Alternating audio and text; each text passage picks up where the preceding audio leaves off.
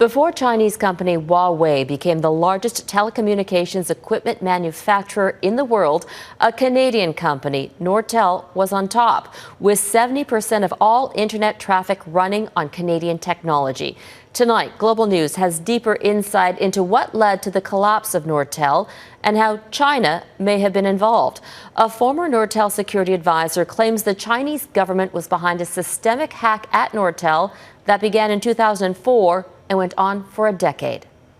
They were still on our network. They were still stealing, and they got away with it. This was like precision work, like a military unit, for goodness sake. These guys were highly trained, and they beat our best people that we had and our best tools and systems that we had. And they totally took us down. They had access to everything. Brian Shields believes the Chinese government used information from Nortel to facilitate the rise of Huawei.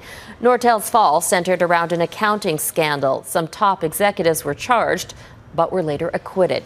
But it happened as Huawei gained market dominance, and Shields says that's more than a coincidence. Huawei and the Chinese government deny stealing Nortel's property. Let's bring in global investigative reporter Sam Cooper now, who's been digging into all of this. And Sam, Brian Shields says he's disappointed Ottawa didn't step in to protect Nortel. What does he think the government should have done? That's right. Shields and others say China focused all its cyber war power against Nortel because Nortel's innovation secrets were so key to China's telecommunications future. And the RCMP did investigate the Nortel hacking complaint in 2004, but experts told us the RCMP did not then and still does not have the jurisdiction or the resources to fight state-sponsored cybercrime against Canada's industries. And furthermore, Canada doesn't have tough foreign interference laws like Australia or other countries that can fight back against China's very broad espionage and interference networks.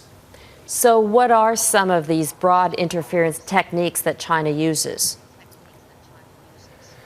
Sources told us in the Nortel case and generally, there's a really shocking convergence between Chinese intelligence and Chinese organized crime that's involved in stealing Canadian intellectual property and even attempts to influence Canadian political and business leaders.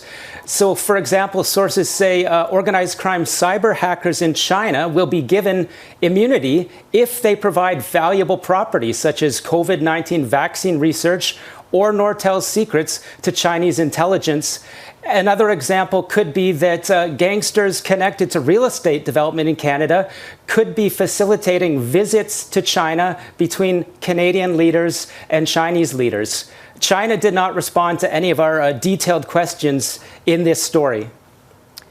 Sam Cooper in Ottawa. Thanks, Sam. And you can have a longer read of Sam's deep dive into the Nortel hack on our website, globalnews.ca/Global National.